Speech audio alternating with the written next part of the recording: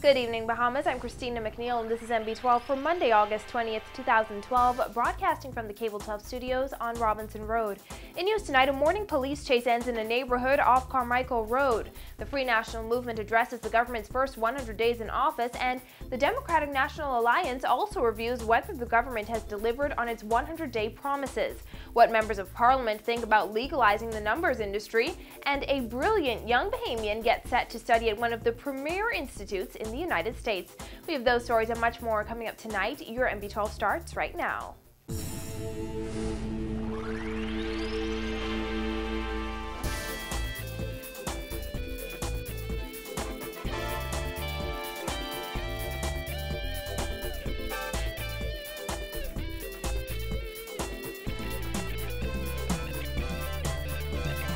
Thanks for joining us. Police this morning wasted no time picking up the trail left behind by two alleged armed robbers after a holdup at a bank machine. Paige McCartney was on the scene where a high-speed chase ended and filed this report. You'll only see this on MB12.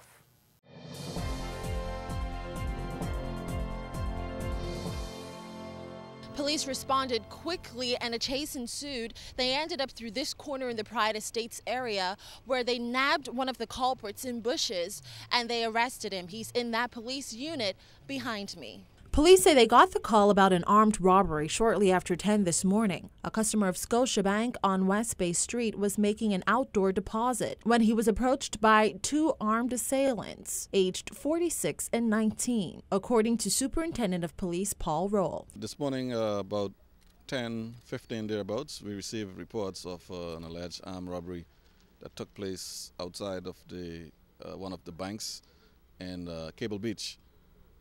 Officers immediately responded, and immediate response resulted in a chase of two suspects. Police followed the suspects as they ducked and weaved through traffic on Carmichel Road at high speeds trying to evade capture, but they weren't fast enough. Police caught up with them in the Pride Estates area where they dumped the white Honda they were driving and tried to flee on foot. When MB12 arrived on the scene, officers were still in nearby bushes scouring for one of the suspects and more clues. Two of the suspects break into different directions, but the quick response of the police, we were able to apprehend one of the suspects in the bushes at the rear of the warehouse, Super Value warehouse on Carmichel Road, and the other suspect was just arrested a short time ago in the Island Drive area. Police were able to retrieve a bag with money in it in nearby bushes. One of the alleged culprits was seen shirtless in the back of a patrol unit, even asking police to go find his shirt that was left somewhere in the bushes where police arrested him.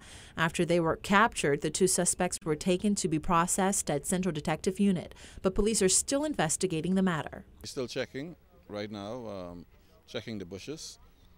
We have the dogs out there as well, and a large team of officers.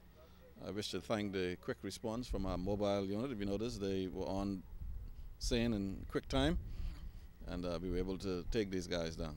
Police could not say how much money was stolen and would not give details on the victim. They hope to charge the men sometime this week. Reporting for MB12, I'm Paige McCartney. Well, police have identified the nation's latest murder victim as 29-year-old Falork Dupree of Finlayson Street. Dupree was gunned down through Sunlight Cottage off East Street shortly after 8:30 last Wednesday night. Police say a man approached Dupree and shot him multiple times in the upper body. Dupree was the 78th murder victim for the year. Well, Prime Minister Perry Christie has boasted that his administration has exceeded its 100-day promises. However, leaders of the Free National Movement see things quite differently. Opposition leader Dr. Hubert Minnis claims the Christie administration could not even fulfill half of those 14 campaign promises. He insisted that government members of Parliament rushed to table several half-baked communications in the House of Assembly on its 100th day in an attempt to fool voters. Fonique Toot has more.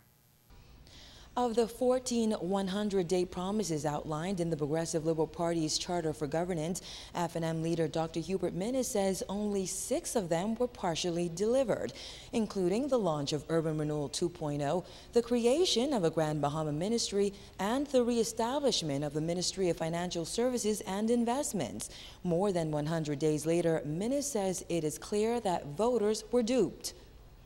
In a series of practically meaningless communications to the House of Assembly, the PLP managed only to confirm the fact that trusting Bahamian voters were duped in the last elections by a grotesque political hoax perpetuated against them by the PLP. Meaningless promises were wildly made, which no reasonable government could possibly fulfill. The PLP pledged to fulfill 14 promises within its first 100 days in office, including providing the details of the gambling referendum and its mortgage relief plan, as well as initiating a plan to reduce the cost of electricity in the Bahamas. Dr. Minnis claims the clearest case of smoke and mirror politics is the government's mortgage relief plan, which is designed to assist homeowners facing foreclosure. Dr. Minnis called the plan disappointing and woefully insufficient, insisting that it would only help a small number of people instead of the thousands who need it. The plan itself is hedged around the preconditions which were never indicated when election promises were being wildly made. Now, the mortgage has to have been in existence before January 1st, 2009. Now, the borrower must have an acceptable credit history prior to June 30th, 2008. The mortgage relief plan unveiled by the PLP in April included pledges to convince local banks to agree to a 120-day moratorium on foreclosures and write off 100% of unpaid interest and fees for homeowners facing foreclosure. However, State Minister for Finance Michael Halkitis recently revealed that the plan he presented in the House of Assembly last week was scaled down following negotiations with clearing banks. Around 1,100 Bahamians would likely be eligible for that plan. However, Dr. Minnis believes the number is much lower than that. Within that 1,128, 543 of those individuals would not possibly meet any form of restructuring, would not possibly meet. So what you're talking about really is about 700 odd people. The question you have to ask, why have they left out so many individuals? Initially, they made the Bahamian public believe that they would all be rescued, this pie in the sky.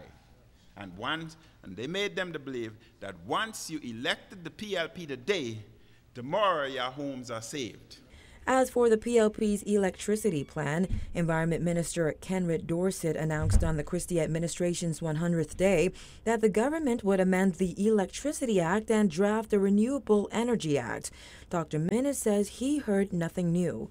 The statement was nothing more than a regurgitation of some positive initiatives already started under the FNM. Despite these criticisms, Prime Minister Perry Christie has said he is pleased with his government's 100-day achievements. Reporting for MB12, I'm Veronique Toot. Well, if there's one thing the current Christie administration deserves credit for, says Democratic National Alliance leader Branville McCartney, that's convincing Bahamians it had all the answers to this country's problems before the May 7th general election. He says it would be overly ambitious for any government to attempt to do so many things within its first 100 days in office. He claims the Christie administration has proved that. Really to put on the government and say, look, certain things have not happened within 100 days. Let's be real. Certain things cannot happen within 100 days. It's a political ploy that I think a lot of Bahamians fell for. It would take time. Like the Free National Movement, the DNA leader also questioned the effectiveness of the mortgage relief plan. Unfortunately, I don't think it's going to have any great impact as presently constituted. It probably will affect no more than 5 to 7% of persons who are suffering today under foreclosures. The real issue here is what must be done is the lowering of interest rates. That must take effect. The central bank must reduce their rates from 4.75 to 2% if we want to see some type of change across the board. What the government has done is going to affect very, very, very little people.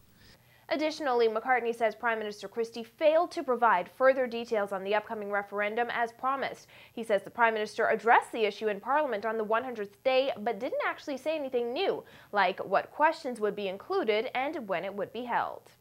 The details are not there. So, I mean, what the PLP did, they spoke about certain things that's in their plan, but of course, if you read their 100-day plan, for instance, it says, provide details for a referendum on a national lottery and gambling in the Bahamas. We do not have that. We only have that there will be a referendum.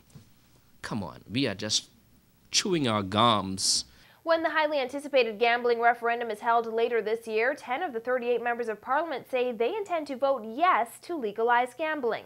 3 said they would vote no, and 24 said they were undecided or declined to state their positions publicly. Retiring North Abaco MP Hubert Ingram has previously stated that he would not waste his time voting in such a referendum, which he thinks should include a question on legalizing casino gambling for Bahamians.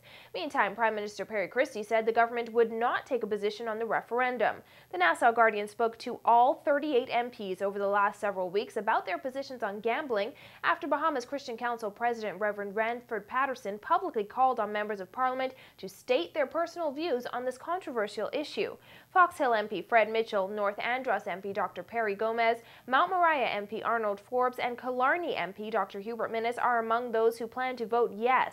However, Mike Howell MP V. Alfred Gray, South Andros MP Picewell Forbes, and Exuma and Ragged Island MP Anthony Moss said they oppose gambling. Read all about this special report in today's Nassau Guardian.